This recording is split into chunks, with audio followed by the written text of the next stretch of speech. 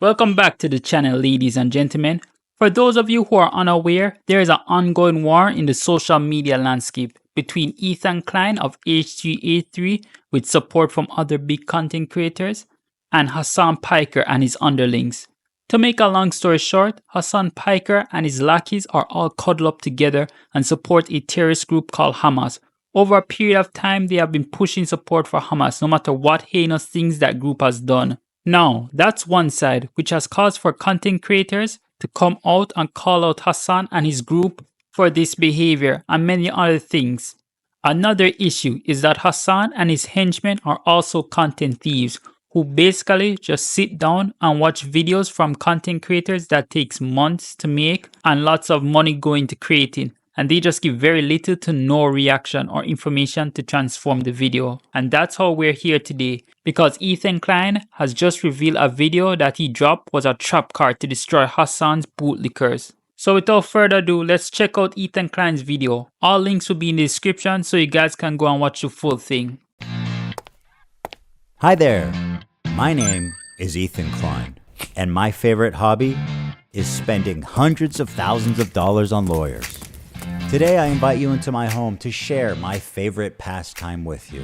Join me in creating generational wealth for my attorney. Let me tell you guys a story. About a year and a half ago, there's a big conversation called ReactGate. ReactGate was a debate going on in the streaming community about what constituted fair use. People like Hasan, XQC, and many of the large Twitch streamers would watch other creators' entire video on their stream. They would rarely add sufficient commentary or even pause the video to speak. Most egregiously, they would re-upload the entire VOD to YouTube with the same thumbnail, the same title, so that they could cannibalize traffic from the original video. Here's what Lamino had to say about this phenomenon. I don't mind people reacting to my videos, but I do mind when they play the entirety of my video. A face cam in the corner or the occasional interruption does nothing to address that issue. My video is still being played from beginning to end in someone else's stream or video. It's neither ethical nor necessary to feature the entirety of someone else's work. Or they could do the bare minimum and ask for permission. Something that none of the major reaction channels have ever done when they've streamed or re-uploaded my videos. But to answer your question, no, I don't want people to stream or re-upload the entirety of my videos. I think everyone can agree and understand that YouTube is already hard as it is with getting an audience, and some content creators spend a lot of time and money to create their videos to a level that their audience will enjoy and for them to profit as well.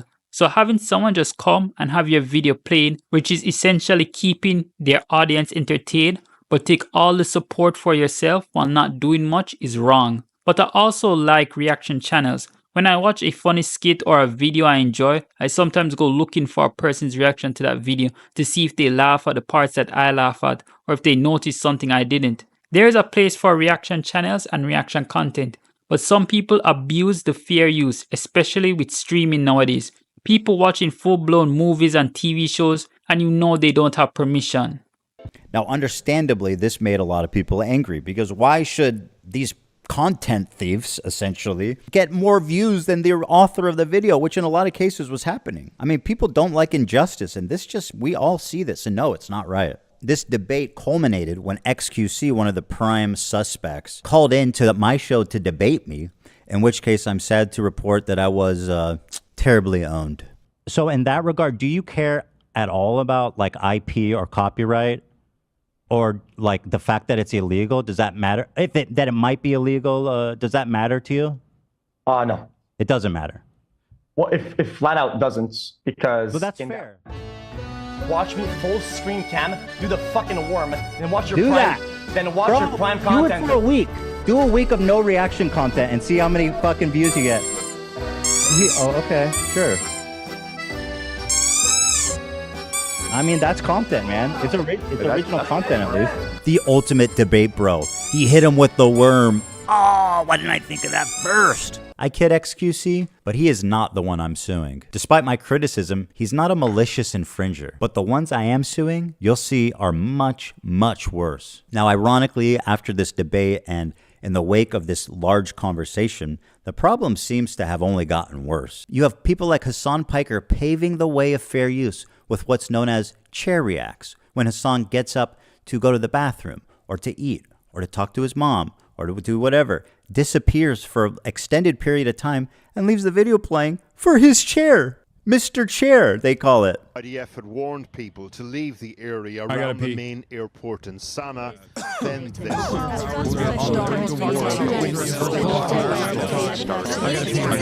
not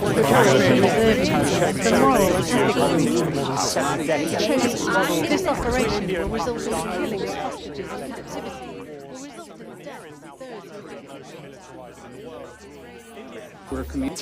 Well, I've been speaking At that point, you're just abusing your audience and the influence you have. The people show up to see you and hear what you have to say, and you're gone most of the time and profiting from it. If he didn't have the video playing, how much of his followers would stick around? But that's their choice. They support a streamer that doesn't really provide much genuine content. And it was in this setting that I formulated an idea. What if I could make a long-form, irresistible piece of content that I knew that these streamers couldn't resist, they couldn't avoid the temptation of watching it the second it was published? I don't have an issue with them. It's not that I wanted these people to steal my video. It's that I knew they would.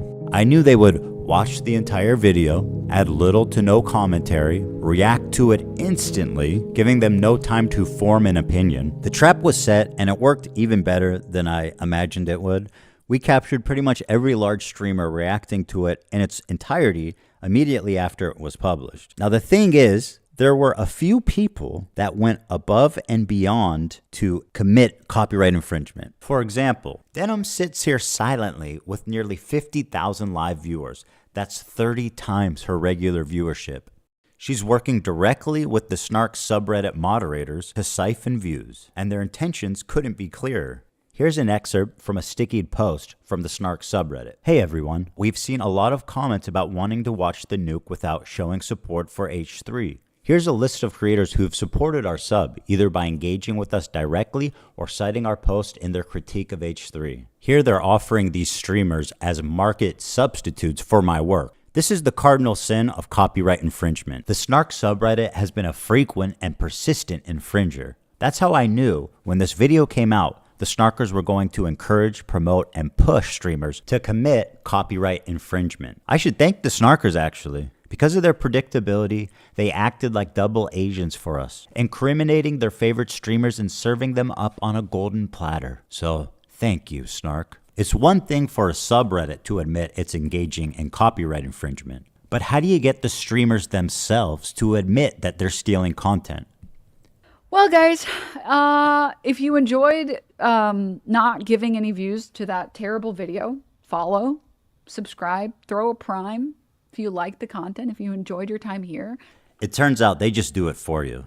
You couldn't cook up a more incriminating statement if you tried. Denim's the queen of self-owning. You prevail again. There's one thing about copyright you should know is that you got to register it before you publish to be eligible for statutory damages and attorney's fees, which is the main biting force of a copyright infringement lawsuit. Well, I'm happy to tell you guys now. I, Ethan Klein, have registered Hasan Piker Content Nuke with the United States Library of Congress.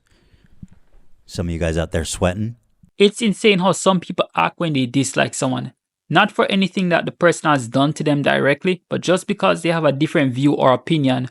A whole Reddit group dedicated to hating on someone and trying to steal their content, and then a streamer coming straight out and admitting, I'm going to do something that is wrong and illegal, and it is okay because I don't like the person I'm doing it to. All those who are getting sued deserve it. Now for the fun part. Let's take a look at the complaints. And let's start with my favorite of the three, the very own, the prestigious, the highly acclaimed, the highly analytical Casey Tron. A lot of people have been wanting to watch this without necessarily supporting Ethan Klein. So we're going to watch it. Well, that's a really dumb thing to say, don't you think? Why are you so comfortable? We've given each complaint a clever little title, and here's Caseytron's. She smoked more than she spoke. Caseytron smokes 42 times during her reaction. And just as a silly thought experiment, we thought, wouldn't it be funny if she spent more time smoking than she did talking? And thinking there was no way that that could be true.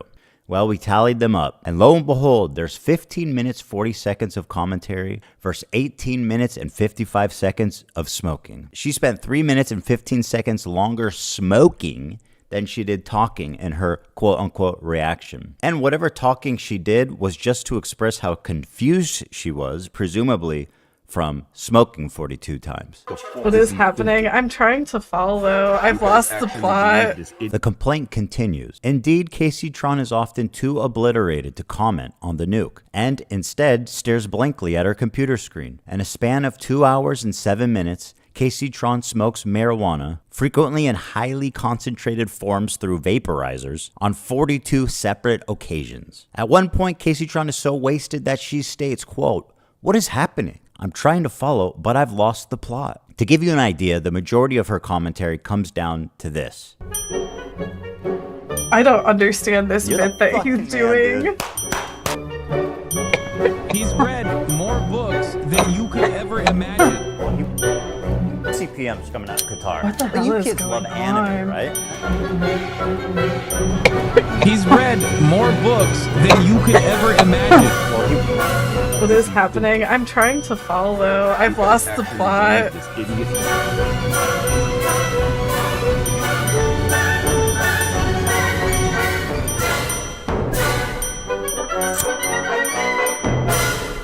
They do musicals. They're very musical people.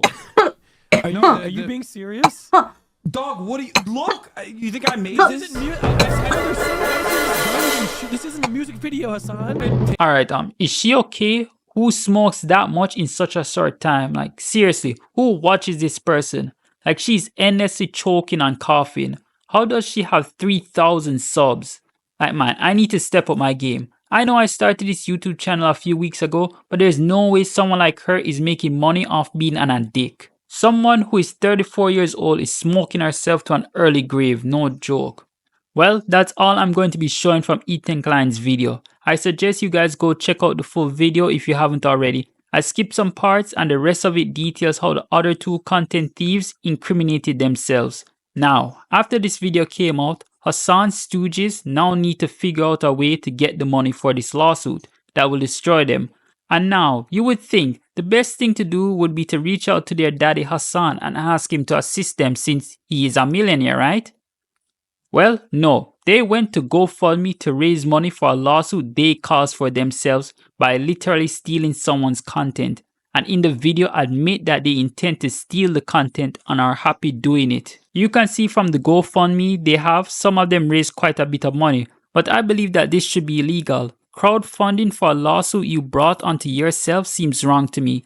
It's kind of like a crypto scam. You put yourself in a bad position and now you're taking advantage of your audience's love they have for you to get money to save your own ass. And check out this brain-dead tweet from Caseytron. Now it is possible she could be trolling a bit, but asking for money to support you buying your so-called medicinal weed is crazy. No matter what happens, they will never take accountability for literally stealing. I will try to blame Ethan or call him a neo-Nazi or something. Well, that's all for this video. If you made it this far, then like and subscribe, and I'll see you in the next one.